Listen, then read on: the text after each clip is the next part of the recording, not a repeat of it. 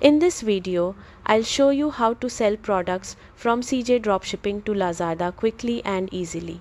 Connecting these two platforms allows you to list products, sync orders, and manage fulfillment more efficiently. To begin, open your browser and go to CJ Dropshipping. Log into your account using your credentials. If you're new, create an account first, then return to the dashboard once you're logged in. From the CJ dashboard, head to the authorization section. This is where you connect CJ Dropshipping to external platforms like Lazada. Inside the authorization area, find Lazada and click Add Store. You'll be prompted to log in to your Lazada seller account. Enter your Lazada credentials and complete the authorization. This step allows CJ Dropshipping to sync products, inventory, and orders with your Lazada store.